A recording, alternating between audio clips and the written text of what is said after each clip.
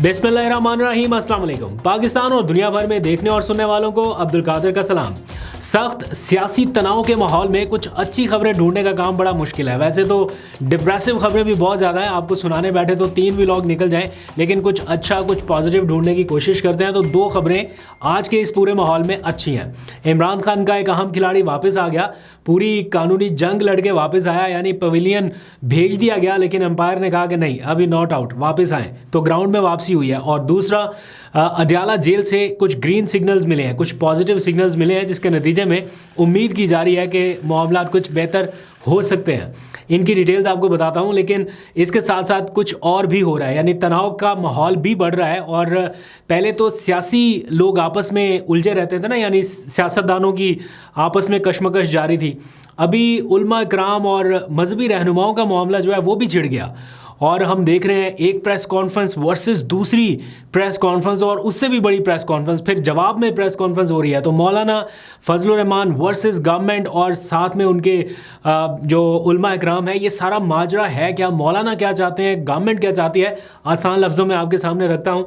और इस पूरे माहौल में एक जो पेशरफ्त हुई है वो ये कि मुज़ाकरात वाला जो मामला है, जो पीटीआई ने कहा था कि हम मुज़ाकरात करने के लिए तैयार हैं, पीटीआई एक कदम और आगे बढ़ गई। क्योंकि इस तनाव के माहौल में मैं अक्सर कहता हूं, या तो कोई एक कदम पीछे हट जाए या कोई एक कदम आगे बढ़ जाए। अच्छे जेस्चर के साथ तो मामला हल हो सकता है। तो पीटीआई एक कदम आगे बढ़ी है। पहले ये कहा जा रहा था कि मुज़ाकरात सिर्फ उनसे होंगे जिनके पास ताकत है, अब कहा जा रहा है कि मुज़ाकरात सबसे हो सकते हैं, चाहे कोई फरिश्ता हो चाहे कोई इंसान हो। पॉलिसी जो है वो बदली है, और उसके नतीजे में जो पहला ग्रीन सिग्नल मिला है वो भी डिस्कस करते हैं। लेकिन पहले ज़रा बात कर लेते हैं इमरान खान के खिलाड़ी की वापसी के हवाले से। आपने देखा आज हर जगह पे हेडलाइंस में है, सोशल मीडिया पे है, बहुत ज़्यादा डिस्कस हो रहा है। बस 1 मिनट बात करके फिर आगे चलते हैं ग्रीन सिग्नल की तरफ। आदिल बाज़ई, आपने ये नाम पिछले कुछ अरसे में बहुत ज़्यादा सुना। कोयटा का नौजवान, इमरान खान की टीम का खिलाड़ी, इनकी आज वापसी हुई। इलेक्शन कमीशन ने इन्हें नाअहल कर दिया जस्ट बिकॉज के मियां नवाज शरीफ साहब ने इलेक्शन कमीशन को एक रेफरेंस भेजा कि 26वीं आईनी तरमीम के तहत इन्होंने पार्टी पॉलिसी की खिलाफ वर्जी की, तो इनको नाअहल करार दे दिया जाए, और उनको नाअहल करार दे दिया गया। आप गिनते चले जाएं, इलेक्शन कमीशन का पीटीआई के खिलाफ ये कितनवां फैसला था जो ओवरटर्न हो रहा है बड़ी कोर्ट्स में, हाई कोर्ट्स में या सुप्रीम कोर्ट में। मखसूस नशिस्तों का मामला हो या फिर ये पीटीआई के खिलाफ, ये कोई पहला नहीं है और शायद कोई आखिरी फैसला भी नहीं है, लेकिन इलेक्शन कमीशन का फैसला रिवर्स हुआ है। और आज जब ये केस की समाअत थी तो सुप्रीम कोर्ट ने कहा कि किसी को इतनी आसानी से नशिस्त से महरूम कर देना या कौमी असम्बली से निकाल देना ये दुरुस्त नहीं है, मामले की तह तक पहुंचना होगा। और उन्होंने उनकी जो असम्बली रुकनियत थी वो बहाल कर दी। दैट मीन्स के आदिल बाज़ई सुन्नी इत्तेहाद कौंसिल के वापस मेंबर बन गए हैं, और अब वो कौमी असम्बली के इजलास में शिरकत उसी तरह से कर सकते हैं। अब कल शाम ही कौमी असम्बली का इजलास बुलाया गया है, तो बड़ी इंटरेस्टिंग सिचुएशन रहेगी। इनकी एंट्री जो है वो काफ़ी फोकस में रहेगी बहुत सारे लोगों के, खासतौर पे सोशल मीडिया के, कि जनाब एक शख्स जिसको डी सीट कर दिया गया उसको वापस लाया गया, यानी एक तरह से इन्हें आउट करार देके पवेलियन की जानिब भेज दिया गया था, और ये पवेलियन पहुंच चुके थे, लेकिन अंपायर की जानिब से कहा गया कि नहीं, अभी आप नॉट आउट हैं, वापस आ जाइए। और ये वापस आए। अब देखते हैं कि कैसी इनिंग खेलते हैं। लेकिन इस नौजवान ने जो आज बातें की हैं, जो हकीकत बताई है, उन्होंने कहा मैंने वोट इमरान खान के नाम पे लिया, मैंने अपनी पूरी तशरीह मुहिम इमरान खान के नाम पे की, मैंने अपने यहाँ पर स्टिकर जो थे वो इमरान खान के लगाए, मेरे पोस्टर्स इमरान खान के नाम से छपे, मैंने तकारीर जो हैं वो इमरान खान के नाम पे की, मैंने जो हल्फ लिया वो इमरान खान के नाम पे लिया, तो उनसे कैसे धोखा कर सकता था।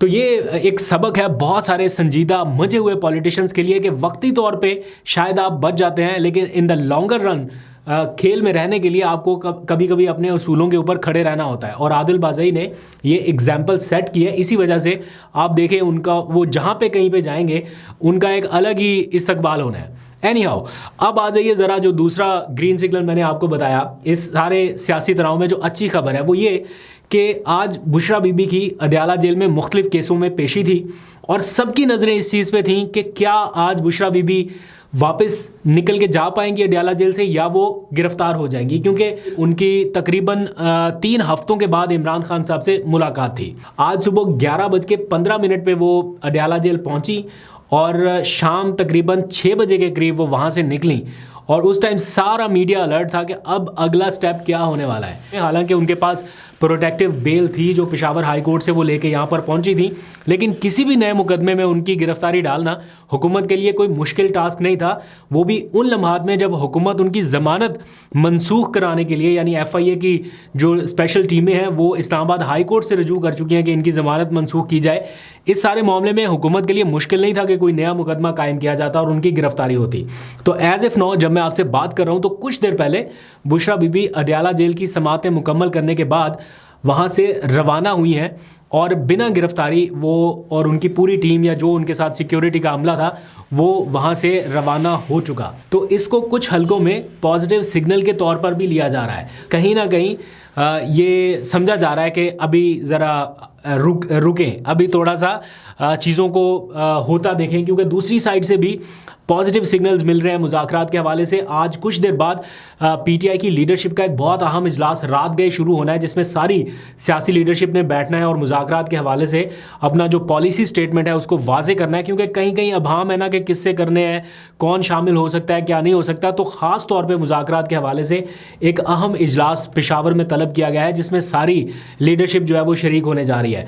तो आज आप देखें 190 मिलियन पाउंड केस था और साथ में तोशाखाना 2 केस था, उसमें फ़र्द जुर्म आयद होना थी, लेकिन आज फ़र्द जुर्म आयद नहीं हुई। हालांकि जो प्रोसिक्यूटर थे, हुकूमती वकील थे, उन्होंने जज साहब के सामने कई बार कहा कि आज ही फ़र्द जुर्म आयद कर दें, क्योंकि ये ज़मानत का नाजायज़ फ़ायदा उठा रही हैं और ये वापस नहीं आएंगी, इसलिए आज ही फ़र्द जुर्म आयद की जाए। लेकिन बुशरा बीबी ने जज साहब के सामने जाके कहा कि वो जो पेश नहीं हुई पिछली 2 पेशियों पर, वो इसलिए कि एक तो उनकी सेहत ठीक नहीं थी और दूसरा उन्हें अदालतों में कुछ प्रोटेक्टिव बेल्स लेने के लिए या अदालती कार्रवाई के लिए पेशावर हाई कोर्ट जाना था, इसलिए नहीं आ सके। तो उन्होंने कमिटमेंट दिया जज साहब को कि वो नेक्स्ट पेशी पे आएंगी और माजी का हवाला भी दिया कि जब उनकी गिरफ्तारी मतलूब थी तो वो खुद आई गिरफ्तारी देने के लिए, इसलिए गिरफ्तारी से परेशानी नहीं है। लेकिन जो उन्होंने मामला रखा तो जज साहब ने फ़र्द जुर्म की जो कार्रवाई है वो 12 दिसंबर तक के लिए मुलतवी कर दी है।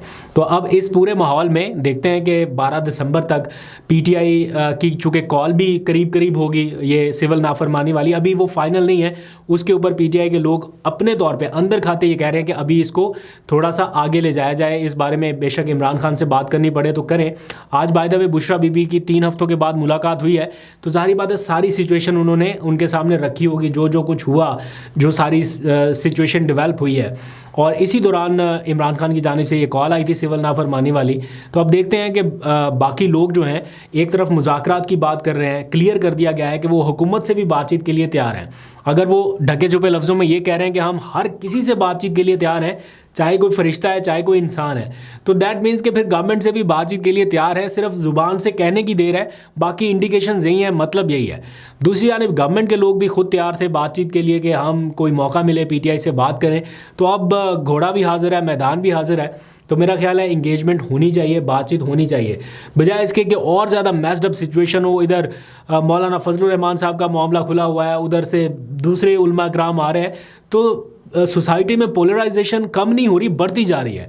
तो इसको ठंडा करने का तरीका ये है कि अगर कहीं से माहौल बनता है थोड़ा कूल डाउन करने का मामलात को, तो करना चाहिए, इसमें इनिशिएट लेना चाहिए। अगर PTI ले रही है तो गवर्नमेंट को भी एक हाथ आगे बढ़ाना चाहिए। एनी हाउ, आज जो पूरे दिन की ओवरऑल हाईलाइट रही हैं वो अगेन मौलाना थे, क्योंकि मौलाना फजलुर रहमान का कल रात का जलसा और उसके जवाब में आज उलमा इकराम की एक प्रेस कॉन्फ्रेंस। तो ऐसा नज़र आया, महसूस हुआ कि डिवीज़न हो रही है उलमा इकराम के हद तक भी। यानी मौलाना फजलुर रहमान ने खुद एक प्रेस कॉन्फ्रेंस की कुछ देर पहले और उन्होंने ये कहा कि उलमा इकराम को एक दूसरे के आमने सामने करने की कोशिश हो रही है। एग्जैक्ट लफ्ज़ मैं बता देता हूँ कि हुकूमत उलमा को तकसीम कर रही है। ये मौलाना की एक प्रेस कॉन्फ्रेंस हुई है और हमने जो आज देखा है माहौल, उसमें तो बहरहाल यही लग रहा है। असल इशू क्या है? इशू ये है कि मौलाना फजलुर रहमान जो है वो मदारस का जो इल्हाक है वो वजारत तालीम के मातहत नहीं चाहते, वो चाहते हैं कि आज़ादाना तौर पर रहे। लेकिन हुकूमत और बाकी जो हुकूमत के एक तरह से करीबी उलमा इकराम है वो चाहते हैं कि जो मदारस का निज़ाम है या मामलात हैं वो हुकूमती कंट्रोल में या वजारत तालीम के मातहत या उनसे मुंसलिक हो। तो इस मामले पे थोड़ी सी सिचुएशन ख़राब हुई भी है। इतला ये मिली कि हुकूमत ने कोई तरमीमी मुसवदा जो है वो मौलाना को भिजवाया कि जनाब इस तरमीम के साथ देखें मामला अगर बनता है। तो मौलाना कह रहे हैं कि हुकूमती जो ऑप्शन है उनके ऊपर गौर करना तो दूर की बात है, मैं चिमटे से उसको पकड़ने के लिए भी तैयार नहीं हूँ। इस हद तक यानी एग्रेसिव हुए हुए हैं मौलाना साहब।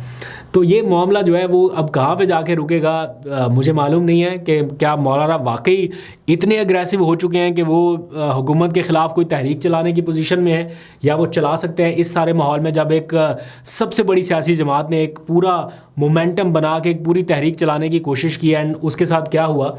तो क्या मौलाना कर सकते हैं, ये क्वेश्चन मार्क है। बट मौलाना कह रहे हैं कि हम अगर निकल आए तो फिर हमें रोक नहीं सकेंगे। दूसरी तरफ तैयारियां जारी हैं। आज मैंने देखा हुकूमती वज़ीर जो है वो उलमा इकराम के साथ मुलाकातें कर रहे हैं, उनको जो है वो फ्रंट पे लाया जा रहा है कि जनाब आप जवाब दें। और देखा हमने कि उलमा इकराम की जानिब से आज मुतअद्दिद स्टेटमेंट्स भी आई हैं। इसी सारी सूरत हाल के दौरान दो खबरें और हैं। एक तो सिविलियंस के मिलिट्री ट्रायल के हवाले से सुप्रीम कोर्ट में केस था, और शायद मैंने जब से सुप्रीम कोर्ट के मामला को उनकी रिपोर्टिंग देखना शुरू की है तो मैंने पहली बार देखा कि साबिक चीफ जस्टिस के ऊपर ही जुर्माना आयद कर दिया गया।